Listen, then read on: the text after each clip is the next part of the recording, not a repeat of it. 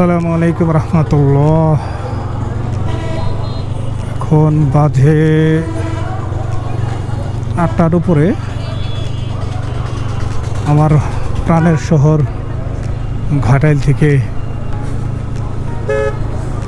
বের হচ্ছি কক্সবাজার, মহেশখালী, সোনাদিয়া দ্বীপে ক্যাম্পিংয়ের জন্য। ফুয়েল উঠাইতে হবে, সামনে থেকে কিছু ফুয়েল উঠাই নেই। আমাদের ঘাটাইলের ফুয়েলের অবস্থা বেশি ভালো না। সামনে গুণগ্রাম যে পাম্পটা আছে ওইটাতে একটু ভালো ফুয়েল, এটাতে রেজাল্ট বেশি ভালো না, এ থেকে আসলে উঠানো হয় না।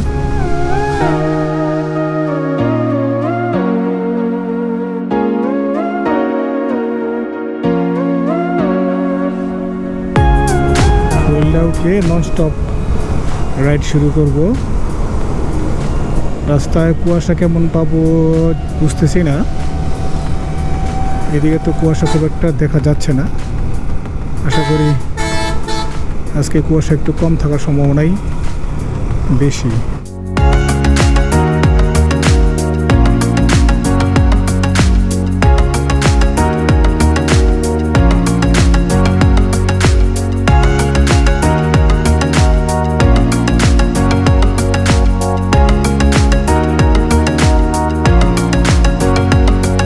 ফুয়েলটা নিয়ে জার্নি স্টার্ট করে দিয়েছি।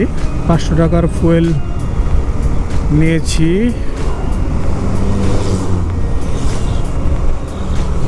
এখন ডেস্টিনেশন হলো সাভার। ইমরান, সুমন ওইখানে আছে, ওদের সাথে এড হবো। সাথে রিপন নাকি এর জন্য আছে। হ্যাঁ, 4 জন বোধহয় আমরা সাভার থেকে জার্নি স্টার্ট করব। আর ঢাকা থেকে তন্ময়, আর একটা কী যেন নাম ভুলে গেলাম তো। যাই হোক, ঢাকা থেকে ঢাকা ইউনিভার্সিটির শহীদ মিনার চত্বর থেকে হলো টোটাল 6 জন জার্নি শুরু করবো ইনশাল্লাহ সোনাদিয়া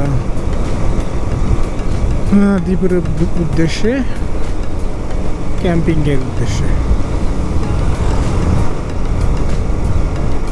যেহেতু রাত্রিবেলা আসলে কথা বলার দেখানোর কিছুই নাই, এই জন্য ক্যামেরা থেকে আপাতত বেরিয়ে যাচ্ছি।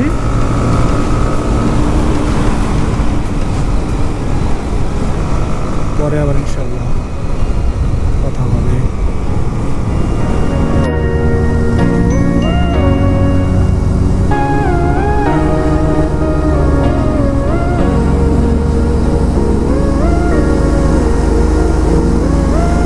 কুয়াশায় রাস্তার মাঝে মাঝে কিছু দেখা যায় না। এই বড় গাড়ির সাথে তাল মিলিয়ে তখন চলে আসতে হয়। সামনে এখন কুয়াশা আছে কম, একটু আগে অনেক বেশি ছিল। এখন আবার কুয়াশার পরিমাণে বেশি। রাস্তা শুধু মাঝখানে সাদা যে লাইনটা আছে এটা দেখে যাইতে হবে।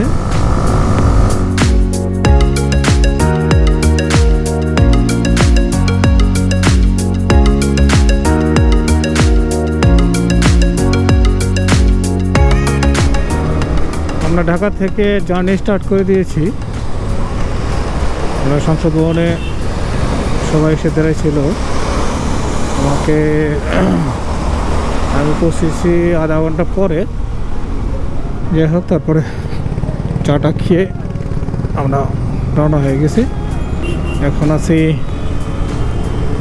ঢাকা কলেজের সামনে। এলিফ্যান্ট রোড হয়ে নিউ মার্কেট দিয়ে নীলক্ষেতে বেরিয়ে যাচ্ছি।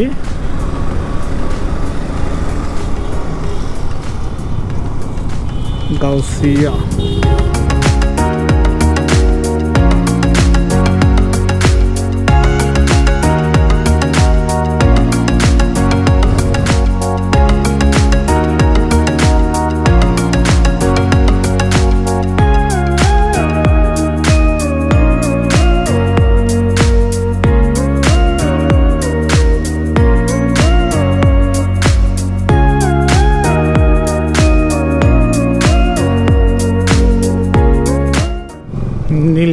মোড়, নীলক্ষেত মোড়।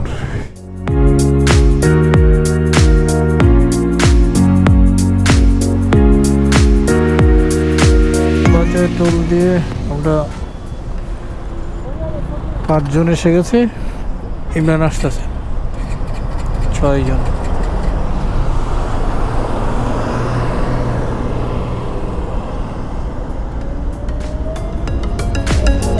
ঢাকা চট্টগ্রাম হাইওয়েতে কি পরিমাণ কুয়াশা,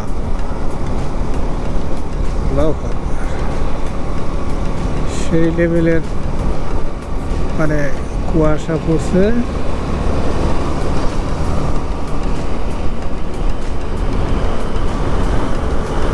না, মাঝে মাঝে অবস্থা ওরকমই, সামনের গাড়ির লাইট দেখে দেখে যাইতে হইতেছে।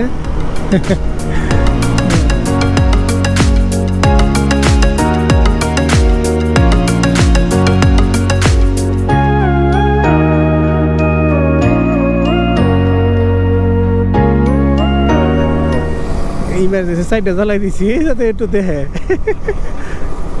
নাহলে এবার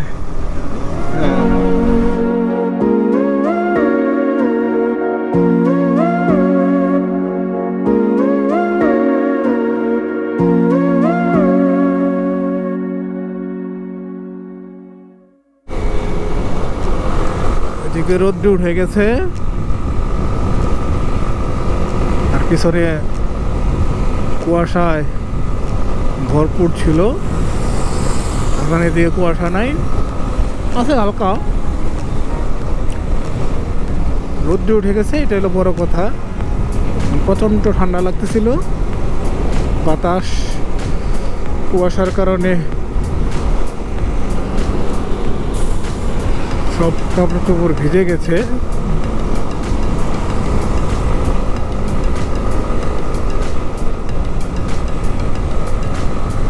কুয়াশার কারণে উইন্ড ব্রেকার ভিজে গেছে। মূলত উইন্ড ব্রেকারটা নিয়ে আসছিলাম ধুলাবালি থেকে বাঁচার জন্য, তো এই পরিমাণ কুয়াশা থাকবে চিন্তাও করি নাই, ওর জন্য প্রোডাকশনও নিয়ে আসি নাই। ভালো একটা প্যারা খাইছি। গ্লাভস মাইনাস টেম্পারেচারে কাজ করে ঠিক আছে, তো এটা তো ওয়াটারপ্রুফ না, পানি কুয়াশায় আস্তে আস্তে গ্লাভসে ভিজে গেছে। সব কিছু মিলে একটা প্যারাই পড়ে গেছে। এখন হলো যে রোদ উঠে যাওয়ার কারণে একটা সুবিধা হবে যে আস্তে আস্তে এগুলো শুকাতে থাকবে আর এই ঠান্ডাটা কমতে থাকবে। এখন আমরা চট্টগ্রামের কাছাকাছি আছি।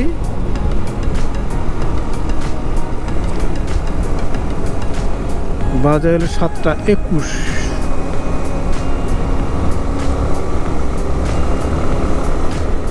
আশা করি আমরা আমাদের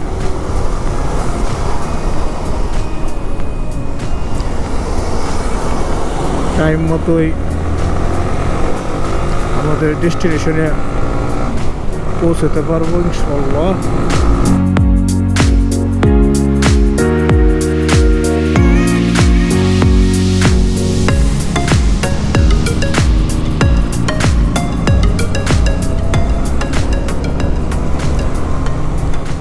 চট্টগ্রাম শহরে আছি এখন। শহর পুরা শহরটায় কুয়াশায় মেঘাচ্ছন্ন, যেদিকে তাকাচ্ছে ওইদিকে কুয়াশার কুয়াশা। শহরে ঢোকার আগ পর্যন্ত, রিং রোডের আগ পর্যন্ত রৌদ্র ছিল ওই পাশে, রিং রোডে ঢোকার পর থেকেই এদিকে পুরাটাই এরকম কুয়াশা।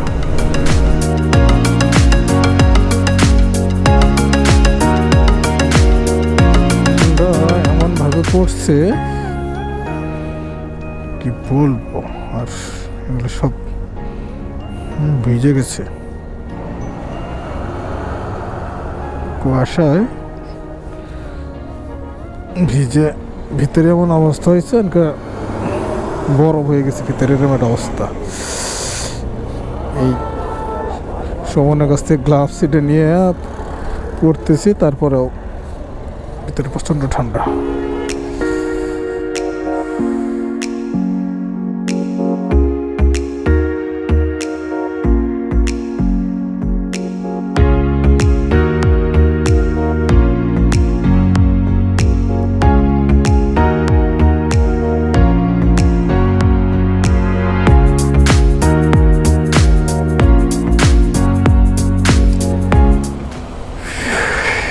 আমাদের 6টা গাড়ি, এখানে 3টা, ওই 3টা দাঁড়াই রয়েছে।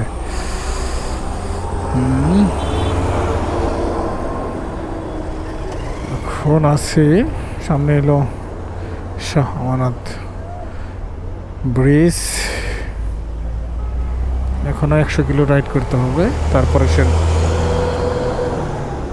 ফেরিঘাটে গিয়ে পৌঁছতে পারবো।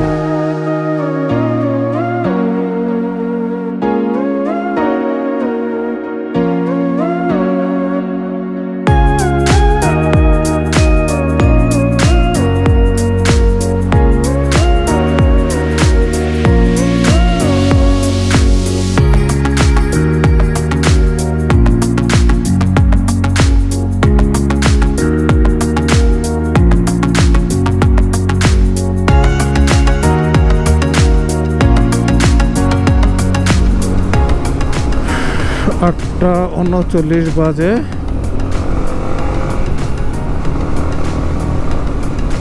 চট্টগ্রামের শাহ আমানত সেতুর উপর থেকে রওনা হয়ে গেলাম।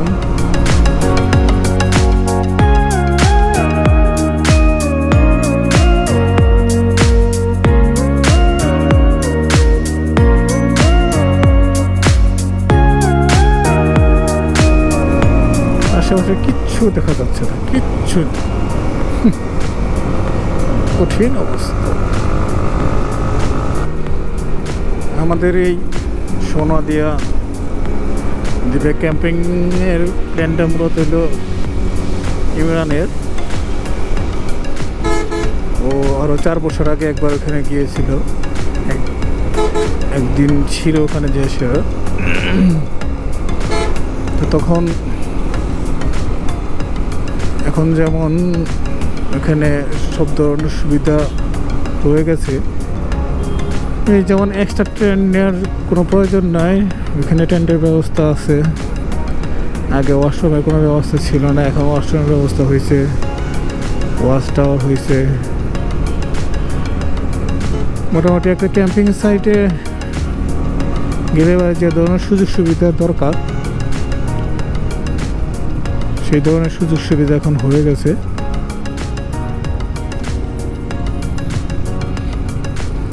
এই জন্য ইমরান আবার নতুন করে প্ল্যান করছে যে আবার একবার ঘুরে আসি, সেই সাথে আমাদেরকে অ্যাড করছে। আমাকে ফোন দিয়েছে, তন্ময়কে ফোন দিয়েছে, সুমন, মোটামুটি সবার সাথেই কথা বলে প্ল্যান করেই প্ল্যানটা সাজাইছে। এখন যাচ্ছি সোনাদিয়া দ্বীপে, দ্বীপের ফিল নেওয়ার জন্য। আশা করি ভালো লাগবে। কেমন ফিল হয়, কেমন ভালো লাগে, সব কিছুই আপনাদের সাথে শেয়ার করব ইনশাআল্লাহ।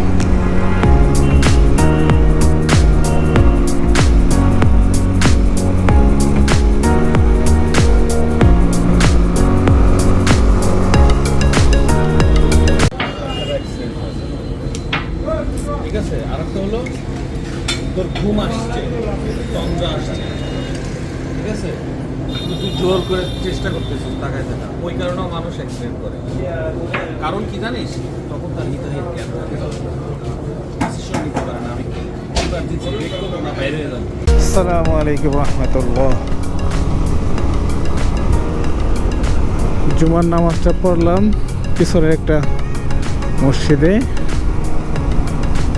এখান থেকে আর ঘাটের দূরত্ব সম্ভবত 7 থেকে 8 কিলো আছে। তো নামাজের টাইম হয়ে গেছিল, যেহেতু শুক্রবার জুমার নামাজ, এটা তার পরে পড়ার কোনো সুযোগ নাই, দ্বারা নামাজটা করে নিলাম। ধীরে ধীরে আবার অগ্রসর হচ্ছি। তবে একটা জিনিস ভালো লাগে মাঝে মাঝে, আমরা এখানে আসলে আমাদের জন্য দাঁড়াইছি, এলাকার লোকজন খুব আন্তরিক, কোথা থেকে আসছেন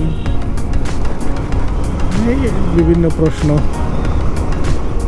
শোনা দিয়ে দিবে যাচ্ছি, কারো কাছে ভালো লাগে কারো কাছে ভালো লাগে না, এই বিভিন্ন কথাবার্তা। সবাই দাঁড়ায় দাঁড়ায় দেখলো, আমরা রিং গিয়ারগুলো পড়লাম, গাড়ি ফিরে আসলাম সবাই। মোটামুটি মসজিদ থেকে যারা বেরোয়ছিল তার 50% লোক ওইখানে দাঁড়াইছিল। যদিও আসলে এইসব বিষয়গুলো আমি আবার ভিডিও করি না, তা না হলে এবারে করলে এবার হয়তো দেখতে পারতেন। যাই হোক,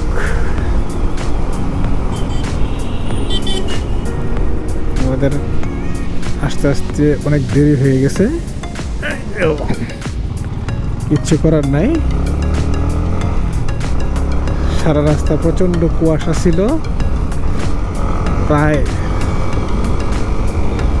9টা প্রায় 10টা পর্যন্ত কুয়াশাই ছিল, ঠান্ডাও ছিল প্রচণ্ড। সব কিছু মিলে আস্তে আস্তে ক্লান্ত হয়েছে, আর ঘুমের একটা প্যারা গেছে, বিশেষ করে আমার। পরশুদিন রাতে আসলে ঘুম ঠিক মতো হয় না, একটু কম হয়েছে, সারাদিন আর সুযোগ পাইনি রেস্ট নেওয়ার মতো, রোদে চলে এসেছি, যার জন্য একটু প্যারাটা বেশি হয়ে গেছে। নাহলে তো ঘুমের এত প্যারা দেয় না, যেটা এবার বেশি দিল। সবাই কম বেশি মাঝে মাঝে দাঁড়ায়, আমরা চা কফি যে যেটা খেলে পারে ঘুমটা আসবে না, ওরকমভাবেই ট্রাই করা হয়েছে যাতে কোনো ধরনের বিপদ না ঘটে। কারণ ঘুম এমন একটা জিনিস, রাইডিংয়ের মধ্যে ঘুমাই গেলে এবারে একটা দুর্ঘটনা ঘটার স্বাভাবিক। আমরাও দু একবার যে চোখ বন্ধ হয়ে যায় নাই তা না হয়েছে, যার জন্য বিশেষ করে আমি বেশ কয়েকবার একা দাঁড়াইয়া মুখে পানি দিছি, আর চকলেট কিনে নিয়েছিলাম, পানি টেনে দিয়ে আবার চোখে মুখে চকলেট দিয়ে আবার রাইড স্টার্ট করতাম, তাতে মোটামুটি অনেক দূর যাওয়া যাইতো। আবার দেখা যাইতো যে আবার ঘুম ধরছে, আবার দাঁড়াইতো। বেশ কয়েকবার দাঁড়াইছি আমি, পানি নিজে দাঁড়াইছি 3বার এক্সট্রা।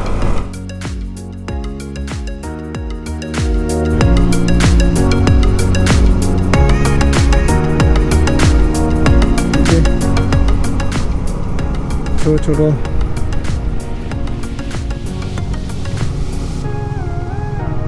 ক্ষেতের মধ্যে যে বান দিয়ে রাখছে ছোট ছোট করে, মূলত হলো লবণের চাষ হয়। এই যে এদিকে যতটুকু চোখ যায় দুই পাশেই, ঠিক আছে, সমুদ্র থেকে জোয়ারে যে পানিটা আসে এখানে জমা হয়ে সেটা লবণ রূপে থেকে যায়,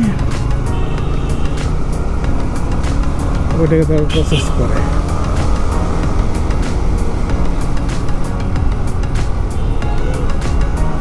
তবে একদিন এটার থেকে দেখতে হবে কিভাবে পানিটা আসে, কোন সময় পানিটা আসে, ওটা আটকে রাখে, কীভাবে প্রসেস করে, এটা নিয়ে একটা ভিডিও তৈরি করতে হবে। সেই জন্য এখানে এসে থাকতে হবে।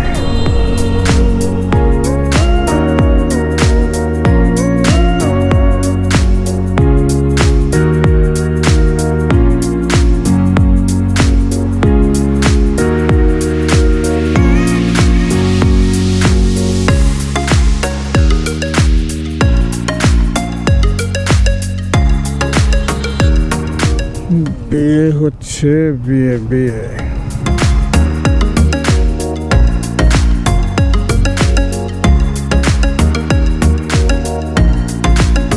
প্রচুর লোকজন আসছে মনে হয়, গাড়ি দেখা যাচ্ছে অনেক।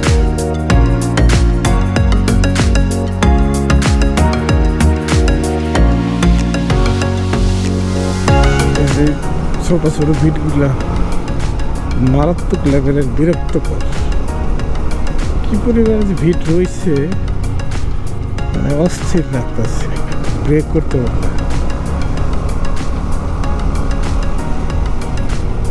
ক্লাস ধরতে ধরতে না হাত ব্যথা করতেছে।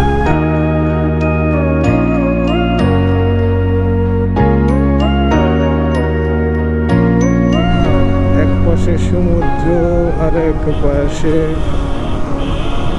দুই পাশে তো মনে সমুদ্র পানি আসে, পাশে দেখা যাচ্ছে লবণের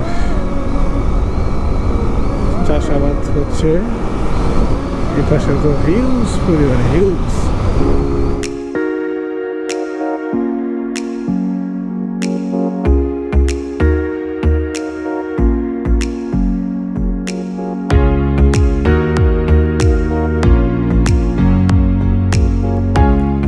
বেলা 3টা নাগাদ গড়িভাঙ্গা ঘাটে এসে পৌঁছি।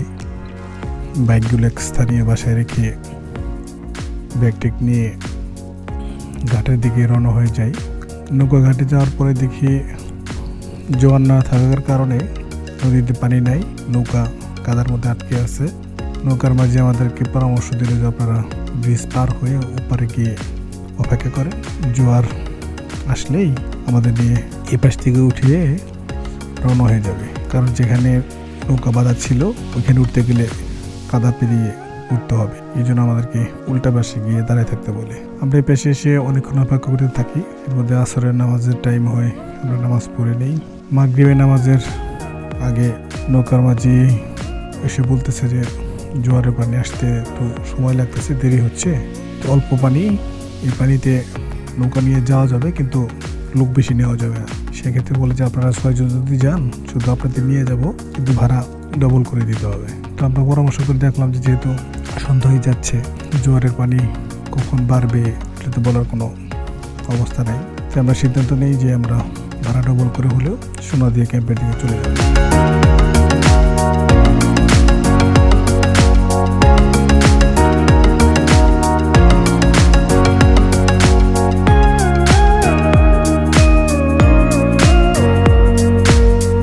40-45 মিনিট পরে গিয়ে ঘাটে গিয়ে পৌঁছি।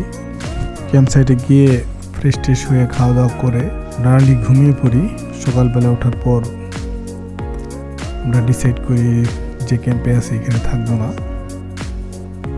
আমরা দ্বিতীয় আরেকটা ক্যাম্পে চলে যাব। কারণ এখানকার খাবার দাবার মানটা আমাদের কাছে ভালো লাগতেছিল না। দ্বিতীয় ক্যাম্পে যাওয়ার জন্য ব্যাগটি গুছাই নিই এবং সকালের নাস্তা সবাই মিলে একসঙ্গে খেয়ে ডিম ভাজা আর খিচুড়ি খেয়ে আমরা দ্বিতীয় ক্যাম্পের দিকে অগ্রসর হয়ে থাকি। এই ক্যাম্প থেকে বিচটা অনেক দূরে ছিল, আমরা সমুদ্রের কাছ দিয়ে আস্তে আস্তে হাঁটতে হাঁটতে দুষ্টাইম করতে করতে গল্প করতে করতে দ্বিতীয় ক্যাম্পে এসে পৌঁছি।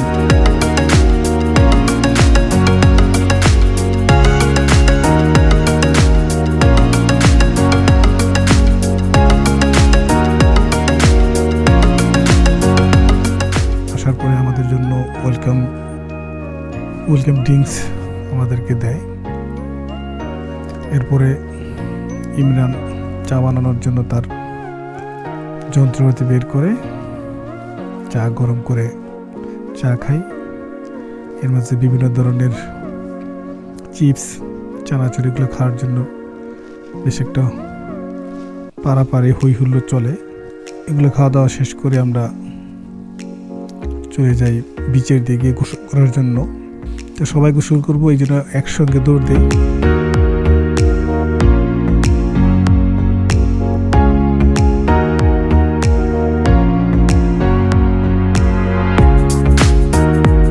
করে আমরা ক্যাম্পে এসে দুপুরের খাবারটা খেয়ে নিই। তো খাবারগুলো অনেক সুস্বাদু ছিল। সমুদ্রের কোরাল ছিল, লুটকা শুটকির ভর্তা ছিল, ডাল আলু। তো আমরা সবাই মোটামুটি তৃপ্তি সহকারে দুপুরে খাবারটা খাই।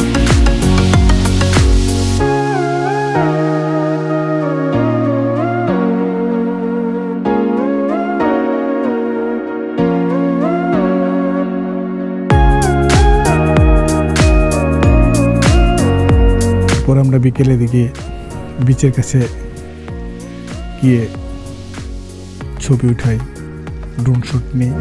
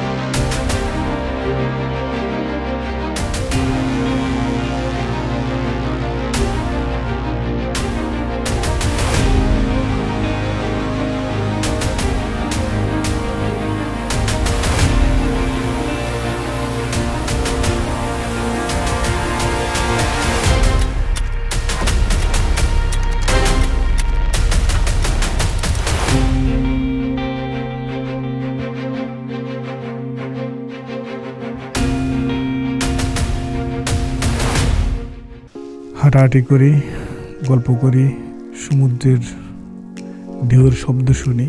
তো বিকেল করিয়ে সন্ধ্যার দিকে আবার ক্যাম্পে চলে আসি। ক্যাম্পে এসে আমরা মুড়ি, চানাচুর, পেঁয়াজ দিয়ে মুড়ি ভর্তা করে সবাই মিলে খাই। এরপর 10টার দিকে আমরা আবার সমুদ্রের কাছে চলে আসি অন্ধকারের মাঝে। যদিও অন্ধকারে আসলে সমুদ্রের পানি দেখা যাচ্ছে না, কিন্তু গর্জন শোনা যাচ্ছে। এসে আমরা এইদিকে মোটামুটি হাঁটাহাঁটি করি। ভরা পূর্ণিমার থাকার কারণে চারিদিকে একদম আলোকিত, কিন্তু মোবাইলে সেটা বোঝা যাচ্ছে না। তো মোটামুটি আমরা এখানে আড্ডা দিয়ে ক্যাম্পে আবার চলে যাই। ক্যাম্প সাইটে যাওয়ার পরে দেখি আমাদের ক্যাম্পের যার ক্যাম্প মানে আমরা গুরু, ও আমাদের জন্য ফায়ার ক্যাম্পের ব্যবস্থা করে রাখছে। তো খাওয়া দাওয়া শেষ করে আমরা সবাই গোল হয়ে চারিদিকে বসে যাই। মোটামুটি রাত্রি 3টা পর্যন্ত সবাই আমরা গল্প করি। 3টার পরে ঘুমিয়ে যাই। সকাল সকাল ঘুম থেকে উঠে আমরা ফ্রেশ হয়ে ব্যাগটি গুছিয়ে নাস্তাটা সেরে নিই। নাস্তা সেরে আমরা বেরিয়ে পড়ি ঘাটের দিকে। আমাদের জন্য নৌকা অপেক্ষা করতেছিল।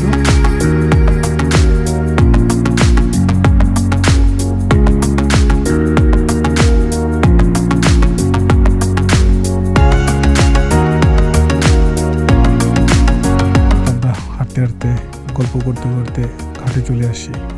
পিছনের যে ব্রিজটা দেখতেছেন, আজকে আমরা ওই দূরের যে নৌকা দেখা যাচ্ছে ওইখান থেকে আমরা নৌকাতে উঠেছি। আজকে জোয়ারের পানি বেশি দেওয়ার কারণে আমাদের হেঁটে সাঁকু দিয়ে এসে উঠতে হয় না, আমরা একদম ঘাটে থেকে উঠতে পেরেছি।